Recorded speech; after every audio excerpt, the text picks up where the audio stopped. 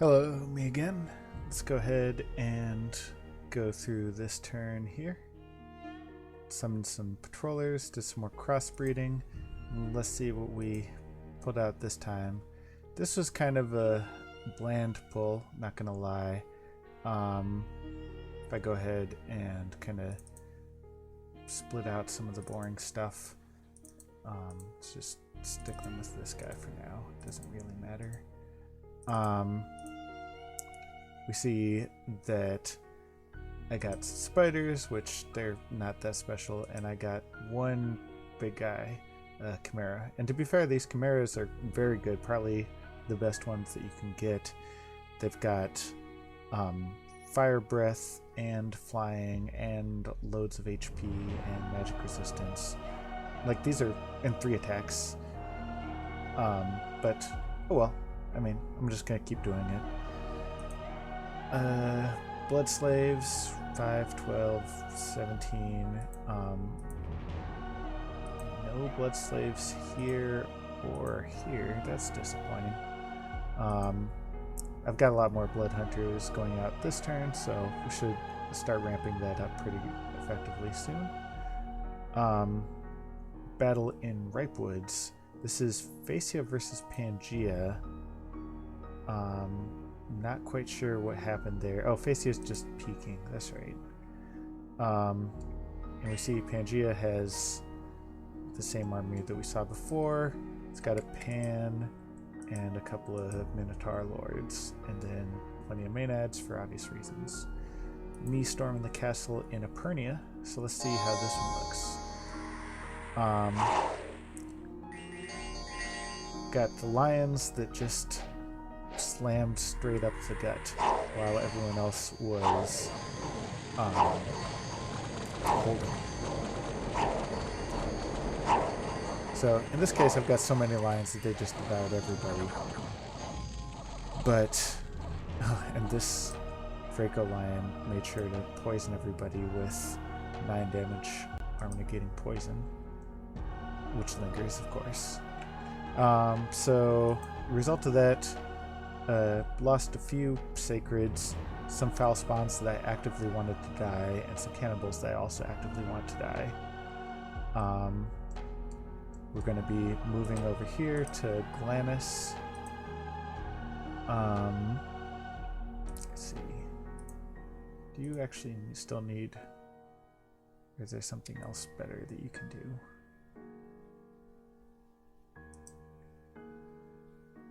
Because I haven't actually messed with this guy's script in a while. I could have you Communion Master and then everybody else will get the benefits. Sure.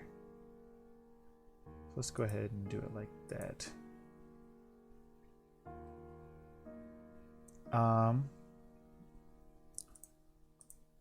These top tier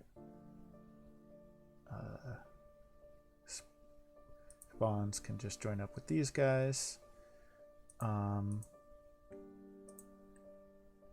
ahead and keep that going there. Unfortunately, I can't move these guys like further to the edge, which is what I really want to happen. Because the problem was that they basically like poured in from the outside in through the middle, as opposed to going around the edge like I drew it up. So we'll just back those up a little. Got some room to play with it.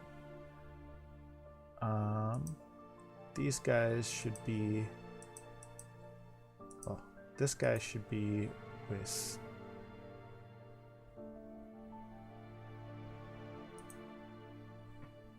like, these guys should all be together, I guess is what I'm trying to get at. You should be with the poison spitters. There's a poison spitter. This is a basilisk. They're also amongst the best that you can get because they have this gaze of death that petrifies people. These can join up here. Which ones are these guys? These are just generally hard-hitting dudes. Are you yeah, you're poison spitters. So let's go ahead and have you lot mix up with the other ranged dudes.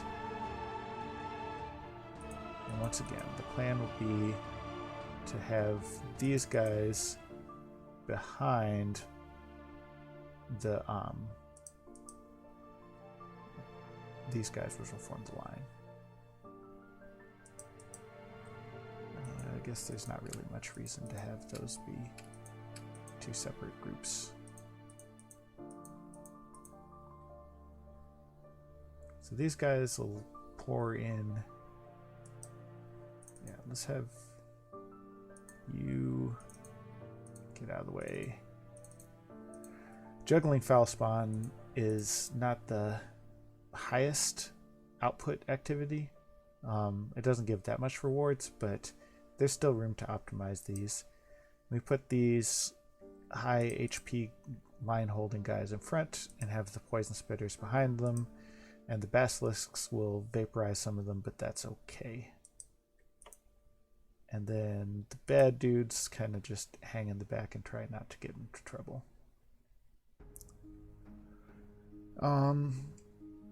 And we're going to start blood hunting here in Emporium, and the inhabitants will not be happy, but I will, and that's what matters.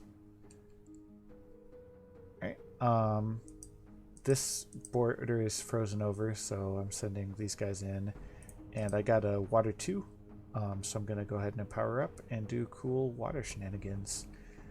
It looks like the Bowl of Prophecy still has not been forged, so I will gladly forge that.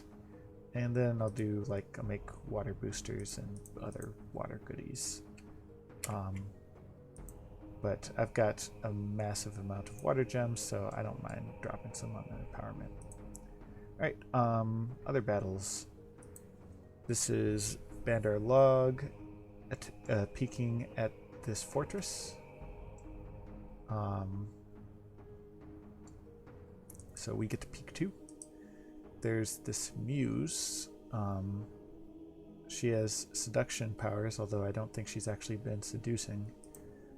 What are these guys doing with all these nature gems? Like, they can't cast anything with one nature and a bunch of nature gems. Back here, some displacer beasts, which are good for disrupting formations, and then this Muse just loaded up with gems. Displacer beasts are on guard commander, so they do not actually mess with the formations or anything like that. Let me make sure that Arcocephali is not AI. Yeah. Huh. Don't know what to tell you. Battle in Ulifa. So this is Vanderlog storming the gates. There's no one inside, so this is just a chance for us to see what they cast. We've got Communion, Body Ethereal, lots of Body Ethereal, and that's pretty much it.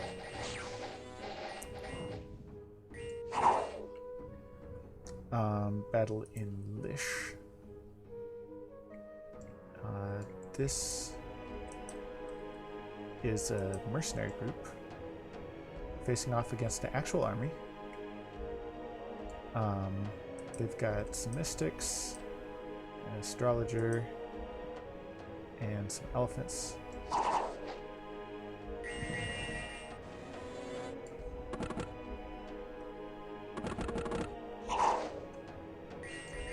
Arcocephali prepares to do their usual thing. The elephant starts running over some Vikings. This is an ethereal elephant, which means I might actually successfully run some dudes over.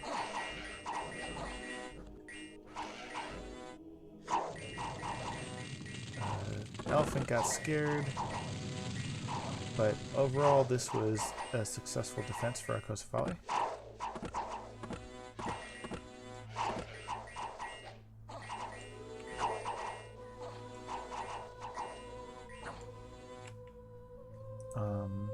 No losses from, sorry, this one. A few losses from Arcocephali, but not a significant number.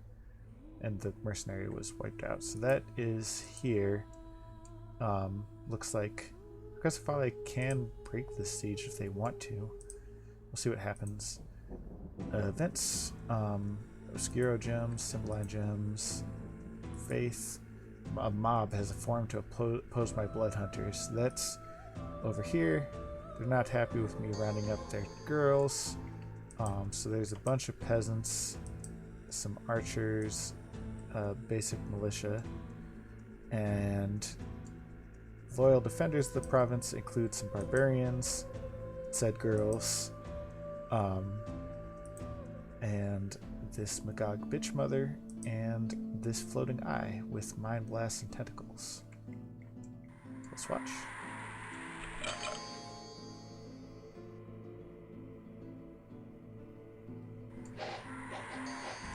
So mind blasts are starting to take effect. The barbarians slam forces. I'm not even quite sure where the imps came from, but